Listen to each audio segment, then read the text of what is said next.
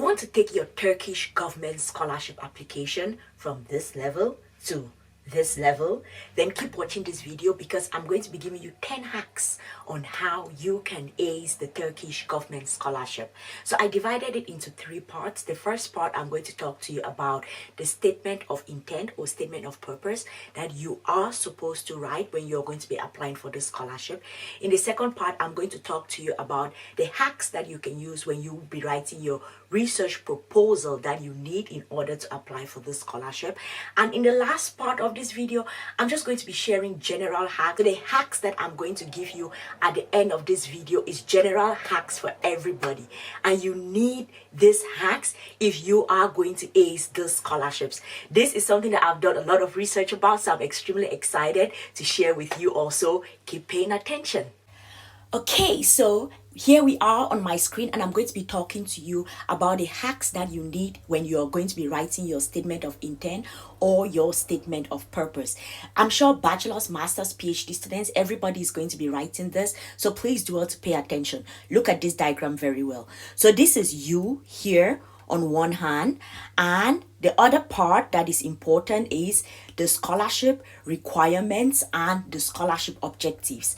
So of course, the Turkish government is a scholarship provided by the government, which means that they have like relations with the country. Those are the things that they require, they want. So now you as an applicant, you need to find the common ground between this. How do you merge your needs and that of the scholarship requirements and scholarship objectives? You need to find that common ground when you are going to be writing your statement of purpose or statement of intent. If you're not able to find this common ground, you guys, the tendency that you're going to be rejected for this scholarship is extremely high. So pay attention to the scholarship requirements, the scholarship objectives, and how can you find a middle ground between them and yourself. Okay, the next thing that we are going to pay attention to, this is like the second hack for those that are going to be right. Everyone is writing the statement of purpose, but the second hack that I'm going to be sharing with you is, this is you still here, and this is the Turkish government scholarship. Here I want you to think about your goals, your dreams, what you want to be in future. Why this scholarship? There are tons of scholarships that are available out there in the universe. Why are you particularly interested in the Turkish government scholarship? What is it about this government scholarship that can help you achieve your goals, that can help you achieve your dreams? And now you start thinking about your future plans.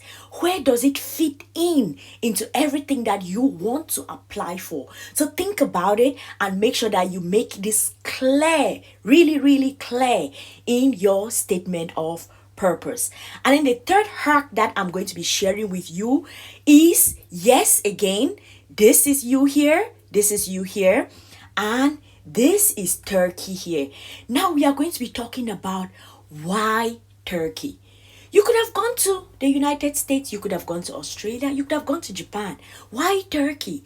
What is it about Turkey that makes you want to study in this country? Is it the culture? Is it the food? Is it the people? Have you traveled to this country before and then you saw some things in there that you're like, oh my God, I really like to come back to study here? Why Turkey? Make sure that when you're writing your statement of intent, you're able to justify why Turkey is the country where you want to go and study. So those are the 3 hacks when you're going to be writing your statement of purpose or statement of intent. On my website, I actually offer statement of purpose review services. So if you've written your statement of purpose and you're like, oh Lord, I don't know if it looks really nice, I need a second eye, I need a second opinion to read through it. As I always tell you all, when you write anything, research proposal, statement of purpose, make sure that you go through a review process. So this is me here. You can send in your statement of intent and I'm going to review it. I'm going to give you feedback, corrections that you can make to make sure that it is actually good enough. So the link is in the description box. Check it out and I look forward to reading your statement of purposes. Now let us talk about your research proposal. Masters and PhD students, pay close attention, because your research proposal is one of those things that they are going to be scrutinizing to make sure that you have a good case in something that you want to study. I actually read somewhere where someone was rejected because they thought that they could not properly justify the research that they said they wanted to do. So now let's get right into the research proposal. So first of all, this is you here. You have your research topic, and this is the existing literature on that particular topic or in your field. So your job as someone applying for this scholarship is that you need to explain this existing literature, and this is called the literature review section. You need to explain this literature, and then now you have to now justify where does your research fit into this existing literature, and if possible, is there a gap that your research is going to be filling in this particular literature that you want to study, or this research that you want to do. That is how you prove the significance of your research. It should be able to contribute something to this existing field of studies. So that is the first thing that you make sure that you do. And then the second thing that you have to do with your research proposal is follow the structure. You've done your literature review. The next thing you have to make sure is that you have good research questions. After doing that, what method are you going to use to get through this particular research? Are you going to be using quantitative methods, qualitative methods? What methods are you going to be using? Make sure that you explain that. And then what are the anticipated results, the expected results of this? What are they? Make sure that you explain that. And finally, we need to see your work plan. For example, you're planning to go to Turkey. Probably you will move in maybe September, or yes, probably September. From September, when you arrive Turkey, what will you do in September, in October, in November? What is the plan? We need to see that plan all laid out. So these are the two, but probably a bit more hacks that I have to give you about research proposal for master students and PhD students. I offer research proposal review services on my website. So if you want that I should review your research proposal, just click the link in the description box. Go there. You're going to send your research proposal to me. I'm going to read it. It really doesn't even matter what topic is. I am mostly reading to hear, does it make sense? Are you asking good questions? Does everything align very well? What referencing style are you using? Does it make any sense? So if you want that service, click the link in the description box, and I'm looking forward to reviewing your research proposals. So now we are going to move on to the general tips that I want to share with you, or the general hacks that I want to share with you about the Turkish government scholarship. I've done a lot of research about this, so I know exactly what I'm talking about. First thing that I'm going to talk to you about is, I know that in this day and age, we talk a lot about it's okay to switch your majors, but you have to justify why you want to switch your major. But when you're applying for this particular scholarship, switching your major without having a good enough justification, or having the background studies that you may have done later on to justify that you can thrive in this field, is not a very good idea. So if you can, please do not switch your majors. I always tell you all that, yes, I will tell you switch your major if you want to, but the thing is that when you're applying for this kind of a scholarship, which is this competitive and it is fully funded, and there is like thousands of people that you're going to be competing against, when those in the review panel see that you have switched your major and they do not see enough justification on, first of all, why you switched it, and if you've done any prerequisites that prepares you for this particular scholarship, there is a chance that they may not take you. So please make sure that if you can, don't switch your majors. The next tip that I am going to share with you is, when you are going through this particular Turkish government application scholarship process, you have 12 universities that they give you 12 options that you have to like choose. Please do not choose just one. When you choose just one, you limit your options. I was so surprised when I was doing research about this scholarship, and I saw some students saying that, yeah, they chose just one. And I'm like, why did you choose just one university? Listen, you guys, if you want to get this scholarship and increase your chances of getting it, please, please do not choose just one university from the 12 options that you're going to be given. My counsel, choose the maximum. If the maximum is 5, choose 5. If the maximum is 4, choose 4. But all you do not choose like 2 or 1. That is not going to serve you in any way. So choose as many universities in the 12 options that you're going to be given as possible. The third hack that I'm going to share with you about this scholarship is that I need you to understand this is a government-sponsored scholarship. What does that mean? It means that the goal of this scholarship is to improve bilateral relations between countries.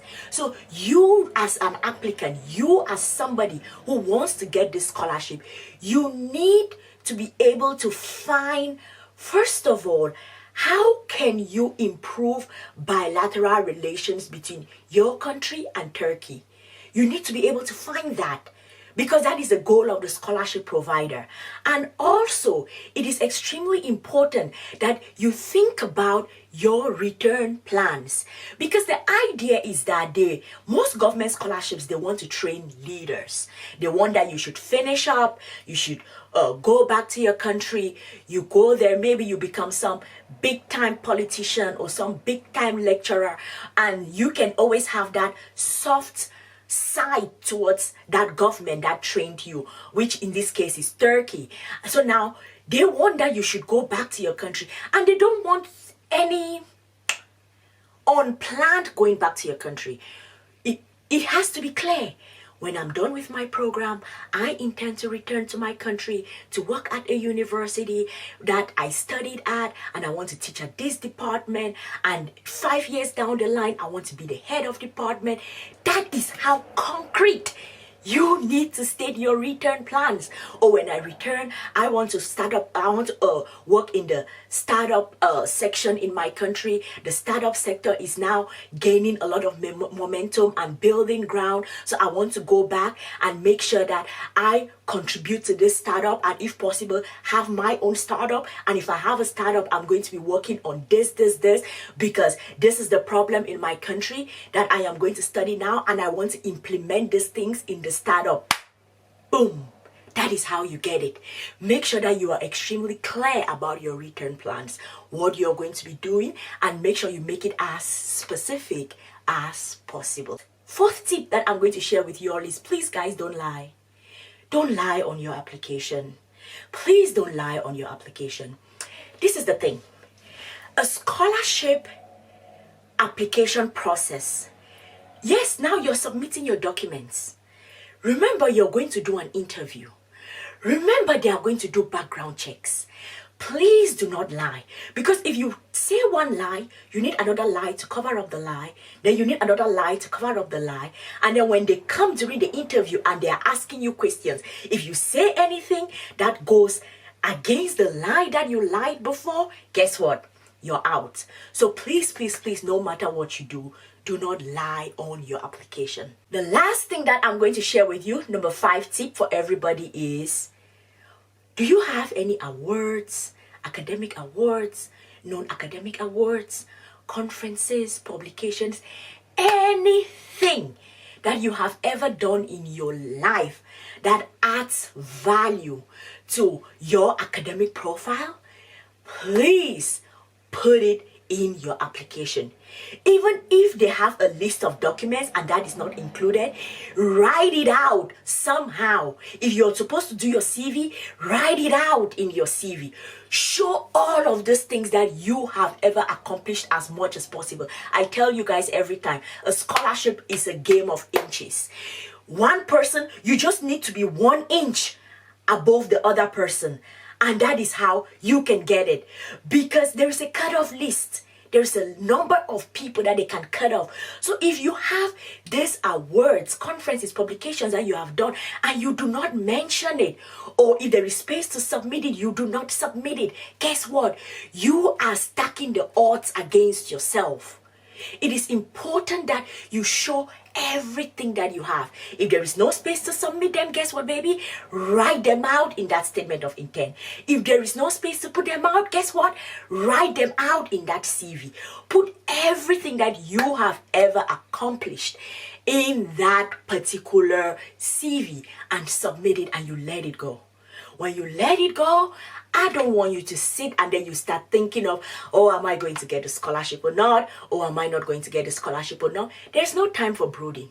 You've done your best. You've submitted that application.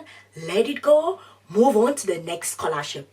There are tons of scholarships that are open right now, fully funded. I told you all already, I have a 2023 to 2024 scholarships database that I have opened up, and you can click the link in the description if you want access to it. There are tons of scholarships. Do not sit down and you are like, oh, did I get it? Worried. No, move to the next scholarship. Apply to the next scholarship. Apply to the next scholarship. If the results come from this one and you don't get it, fine. You're waiting for results from another one.